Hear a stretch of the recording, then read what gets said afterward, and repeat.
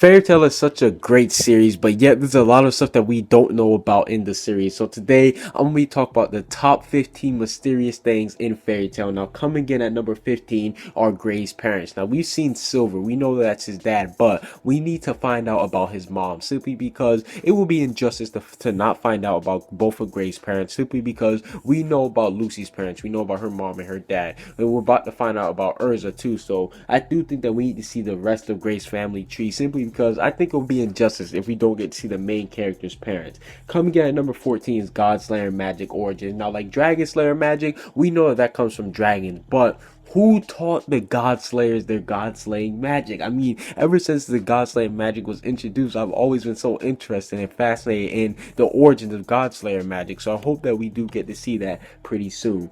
Coming in at number 13, one of my favorites is Gildart's past. Now, Gildart, we already know that he's one of the strongest, if not the strongest fairy tale wizard, and he's such a mystery. Like, his character himself is a mystery simply because he's never on screen. He's always gone. He's always wandering, and I just want to find out more about Gildart's past. I mean, I can't wait to see a full backstory that we're going to get from him when Hiro Mashima finally delivers it. Coming in at number 12 is something that's a little bit more recent in the manga, but Urza's parents. Now we already know Urza's backstory, how she was an orphan and how she was a slave, but we need to find out what happened before all that stuff. Yes, Urza's Void Century. We need to find out what happened prior to her becoming an orphan. What were her parents like? What were her mother and father like? And spoiler alert for the people who don't read the manga, it looks like we're about to actually get into finding out about Urza's mother now that we find out that she's the last Spriggan. So coming in at number 11 are the Etolah's counterparts.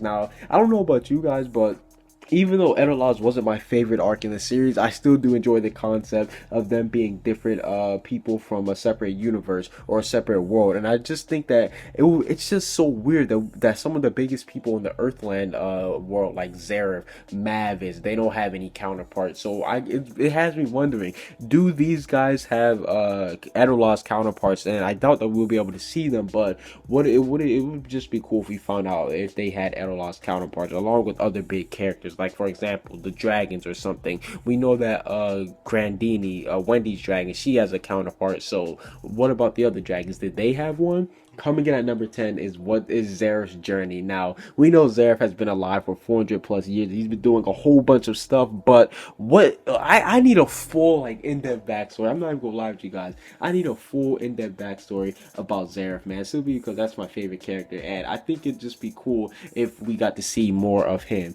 Coming in at number 10 is the Dragon Civil War. Now, the Dragon Civil War, we know that that's when the dragons started turning on each other. The dragons that hated humans fought against the dragons that loved humans, plus the dragon slayer magic. But what triggered that war to go down? I had to see more of that, because we already know that war was also the rise for Acnologia too, because he ended up killing off so many dragons. So I need to see what went down in the Dragon Civil War. Next is Fairy Heart's origins and how it was made. Now we know that Fairy Heart, it is the body of the first guild master Mavis, but how was it made? I mean, we know that it's in a crystallized state, but that's all we really know. Like, I need to figure out what type of magic was used to seal it away and everything else, because something that strong, I think that we need to find out more about it ASAP. Next is probably one of my favorites, and I'm probably one of the only people who believe in this, but END itself. Now, I know a lot of people, they think that END is just Natsu. They don't think that's any type of transformation, but me personally, I think that END is some type of transformation or something. So it has me thinking, what is END? We know it's Natsu, but is it some type of power-up? Is it just Natsu staying the same but unlocking some new power? Like, what is END, Ethereus Natsu Dragon Neo itself?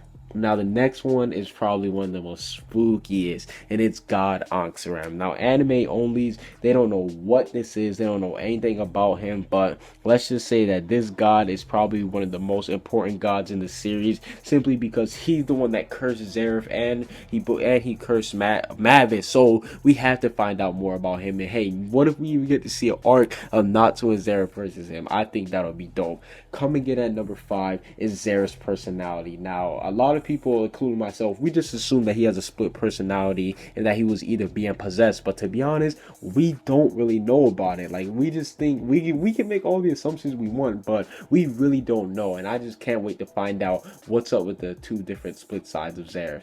Coming in at number 4 is One Magic. Now, One Magic is the source of all magic. Everything derived from it, even the curses that the demons use. So everything, we know that One Magic is the most powerful thing. We have people like Hades saying that it's pure evil, and then on the other side, people like Lucy said that it was love. So we just had to figure out what it is ASAP, because from the way that people are describing it, it makes it sound so OP.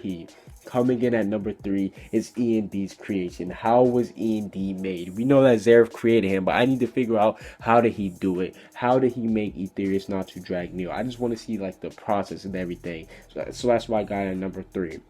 Coming in at number 2 is Acnologia's dragon. Now, we already know about all the other Dragon Slayer's dragons, but we know nothing about Acnologia's dragon or his dragon slaying ability. I mean, this is probably one of the final villains in the series, but yet we know nothing about him. And I think that if we find out about his dragon, it's going to lead us to finding out more about Acnologia himself, because we know that we know that when it comes to the Dragon Slayers, they share the same personality as their dragons a little bit. So I can't wait to figure out about Acnologia's Dragon Slayer. Now, last but not least, Natsu and Zeref's parents. That is the biggest mystery that we have to figure out about Fairy Tail. Now, for starters, we know that their parents were killed off, but we just don't know how they were killed off. I mean, we know nothing about them, and I just can't wait to figure out more and more about them. But that's basically it for these top 5 greatest mysteries in Fairy Tail. What do you guys think about this list? Comment what you guys think down below. Subscribe if you haven't. Peace out.